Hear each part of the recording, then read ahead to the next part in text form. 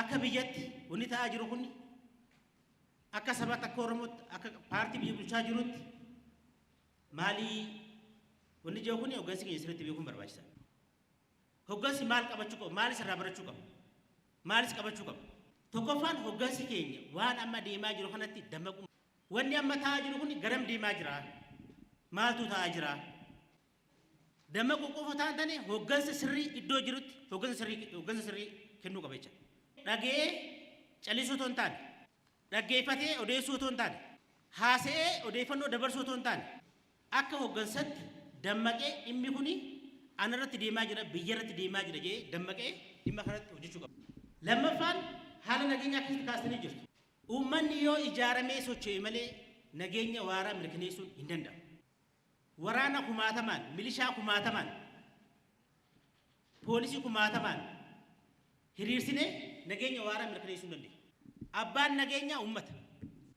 Iddoo uummanni hin ijaaramnetti nageenya waaraa fiduun hin danda'amu. Kanaaf rakkoo amma nu qunnamaa jiru kana keessaa ba'uudhaaf falli inni jalqabaa uummata ijaaree sochoosu. Sadaffaan humna nageenyaa qabnu sirnaan hoogganu. Sadaffaan gaachana sirnaati. Gaachana sirnaa leenjisnee kan bobbaasneef kan ramannuuf hojii nageenyaaf waardiyyaan duraa gaachana sirnaati. Kanaaf qaama nageenyaa jiru qindeessuu, ijaaruu, sochoosuun hojii keenya isa duraati jechaadha hojii nageenyaa keessatti. Hojiin biraa ollaarra warri jiru aanaalee ollaa wajjin, godinaalee ollaa wajjin hoggansa sirrii kenninee diina otoo hin ta'in karaa itti fira baay'isuu dandeenyu irratti cimnee hojjechuu jechuudha. Rakkoo kanaaf furmaata inni dhumaa ce'umsa dinagdee sirnaan hoogganudha. Dhimmoonni kun dhimma haala qabatamaa akka godinaatti akka Oromiyaatti hoggansi keenya qabatee yeroo ta'an keessa biyya cimaa hojjechuu danda'udha. Rakkoo feene keessa yoo jiraanne nageenya feene keessa yoo jiraanne gamagamni kurmaana darbuun irra hin jiraatu. Ja'amee kaamee naannoo irraa ka'ee hamma araddatti bu'aa jechuudha kun. Waggoottan lamaan kana sadeen kana kun jijjiirama. Bira darbaatii kurmaana tokko fuudhati ilaala bu'aa isaa aanaa keessatti wanyaachisaa dhufa godina irrattis wanyaachisaa dhufa. Dubbiin haasawtu kurmaana xiqqachaa gaafa dhufu hojii kee qofa irratti as deebitaa jechuudha dubbii. Kan amma karoora hoogganamu jechuun isa harka baastee guyyaa guutuu lallabaa ooltu. Waan beektuu fi kan beekne keessatti hin ooltu. Kan raawwatamee fi kan raawwatamin addaan baastee kan hin beekne. Sana osoo hin ta'in tokko lama sadii jedhamee waan kanname raawwatee kaanis fudhatee ittiin deemuu fi harcaatii xiqqeessaa kan ittiin dhufne ta'uu isaati jechuudha. Lammaffaarratti komitmentii hooggansaatti dabalaa kan dhufe. Isa kanas ilaaluun barbaachisaadha. Hojiilee hunda keessattuu gaafa ilaallu komitmentiin hooggansaa haala duraan jirurraa dabalaati jechuudha kan dhufe. Kun immoo waan haalamuu miti.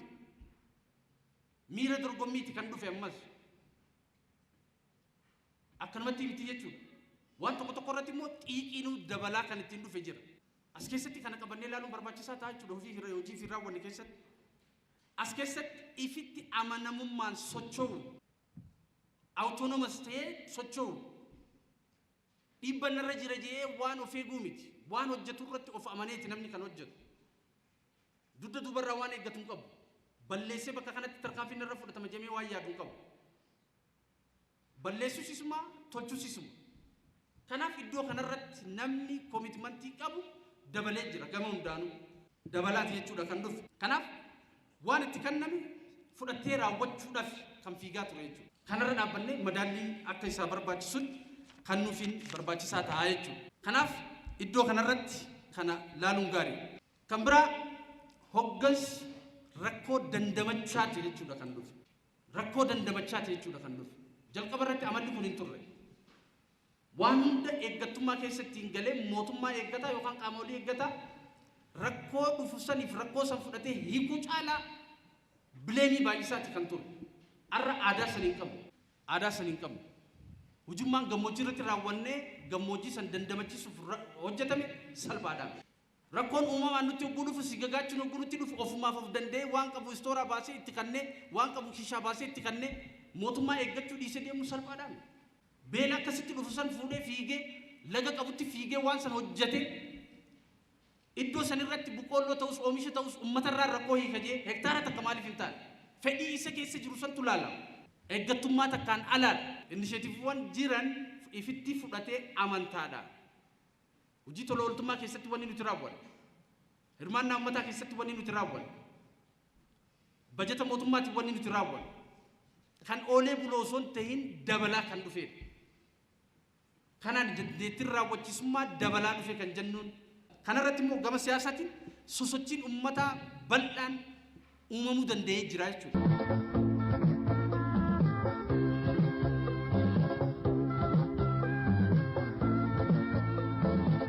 Makkaatiin jama itti gaafatamaa waajjira misooma magaalaa fi manni godina Harargeeltaati. Bara 2015 keessatti udaaleen mudatan ni beekama. Karoorri qabannees karoora itataadha. Isa raawwachuudhaaf humnoota walootii wajjin qindeessinee carraalee qabnu potenshaala qabnu bitaaf mirgaan laallee rakkoolee gurguddaa sadeen nu mudate rakkoo nageenyaa jira. Haalli addunyaa diinagdee qaala'insa jireenyaa faana akkasumas hongeen nu mudatee ture. Hongee kanas dandamachaa kanas qolachaa rakkoo nageenyaatis hoggansa nageenyaas hogganu misoomaas hogganu haala waliigalaa addunyaa hubatee qabatama rakkoolee jiran furmaata kaa'aa deemu horachuu danda'u keenyaan rakkoolee mudatan konfiront goone isa gara carraatti geeddarree rakkoolee san furmaata kaa'aa karoora karoorsine caalmatti milkeessuun danda'amee jira. Akka bulchiinsa magaalaa Baddeessatti hojiiwwan bara kana akka injifannootti yookaan immoo akka milkaa'inatti qabannee deemaa turre ka muuxannoodha jenneellee harkaa qabnu dhimmoota inishitiiviiwwan paartiin gabbuusee wal qabatee dhimma paarkiilee adda addaa mul'ata muummicha ministeeraa keenyatti hojii wal qabatu dhimmoota akka eegalchiisa paarkii carcarii wal qabatee inni biraa gama paartiitiinis dhimmoota akka gurmaa'insa irra deebinee ijaaruutiin wal qabatee bara kana gayaa qormaata keessa dhaabannee piroojeektii adda addaa naannoo piroojeektii 18 olii eebbarra geessisuu dandeenye jirra. Hojiin bal'aan bara kana hojjetaa turre ni jira jechuudha. Gamaggamni kun raawwii hojii paartii fi mootummaadhaa yeroo ilaallu ciminootaa fi hanqinoota addaan baasuudhaan gufuuwwanii fi qormaatawwan bara kana keessa nuqunnaman ammas addaan baafnee ciminoota jiran akka ciminatti hanqinoota jiran akka hanqinatti qabannee ammas gufuuwwanii fi qormaatawwan nuqunnaman tooftaa kamiin bira ceenee kan jedhuuf akkasumas muuxannoowwan gaggaarii bara kana keessattuu hojiiwwan mootummaa keessatti inishitiivoota gurguddaa mootummaan gadi buusee inishitiivii qamadii dammaa inishitiiviiwwan akkasumas lukkuudhaatii fi akkasumas kan biraatti illee qabannee akkamiin itti akka raawwachaa turree fi sanboodatti immoo cimina isaatiif hanqina isaa addaan baafnee isa fuula duraatiif karoora bara 2016tiif of qopheessaa jirra jechaadha. Raawwii hojiidhaa yeroo gaggeessitu tokko gaggeessaan kun ilaalamaa fi yaadama waloo qabatee yaadama tokkoo fi ilaalcha tokko qabatee gara tokkotti ce'uudhaaf keessa fayyadaa jechaadha. Kanaafuu nuti himman tana gama kanarraa cimina aanaa keenya fakkeenyaaf hojiiwwan qonnaa maal akka hojjechaa turre oomishaa fi oomishtummaa qonnaa dabaluudhaan fayyadamummaa uummata keenyaa mirkaneessuu qabatee barnoota irratti fayyaa irratti akkasumas dameewwan kilaasteroota afran irratti hojii gurguddaa hojjechaa ture san keessaa qabannee jirra jechaadha. Hojiiwwan qabeenya uumaatiin hojiiwwan oomisha dammaatiin hojiiwwan gabbisa beeladaatiin muuxannoo gaggaarii qabna jennee hojjechaa turre kanas bakka muuxannootti qabannee hanqinoota ammas bara kan nuqunnaman keessattuu hojiiwwan dhiyeessii hojii qabatee callaa guddistuu hojii qabatee kana hojii qabatee nuqunnaman san bara dhufu irraa hiikkannee hojii keenya kan fuuldura hojjechuudhaaf jechaadha. Kanaafuu gamaggamni kun hoggansa keenya keessattuu hoggantoota seektoroota hiyyummaa hir'isan hogganan keessatti miira xiiqiidhaan karoora bara dhufu qabanne san akka raawwannuuf akka of qopheessinu nu godhee jira jechaadha.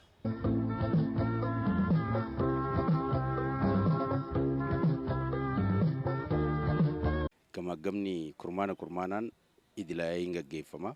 Kun immoo xumura waggaa irratti ciminaa fi hanqinoota qabu hojii baraaf karoorsine keessaa maal raawwannee maaltu nu hafee akkamiin raawwannee carraan qabnu katti fayyadamne maali osoo carraa qabnu immoo osoo ittiin fayyadamin kan misgoone kan hambifne maaliif ta'e kan jiru sun sirritti waliigaltee hubannoo walooti irra ga'ee qaamni gaggeessaa kun qaamni raawwatu karooricha irratti waliigaltee irra ga'uudhaaf haala gabaasatti dabarsineerraa madda milkaa'inaa lakkooyne adda baafachuudha. Kan lakkooyne adda baafne kana immoo galtee bara kanaa bara 2016 karoora fuula duraatiif godhachuuf hanqinoota nu mudatan immoo madda hanqina sanii sirriitti qorannee adda baafnee karaa saniin galtee karoora baratti aanuutiif irra deebinee dogongora kan akka raawwanneef akka milkooyinuuf deebinee kan itti Gamaagamni amma gaggeessaa jirru kun hanqinoota bara 2015 keessa nu mudatan galtee karoora 2016 godhannee ciminoota bara 2015 keessa qabnu immoo akka carratti itti fayyadamnee karoora imala badhaadhinaa paartiin keenya akka paartiitti baasee itti deemaa jiru kana galmaan ga'uuf gamaagamni kun waan murteessaadha.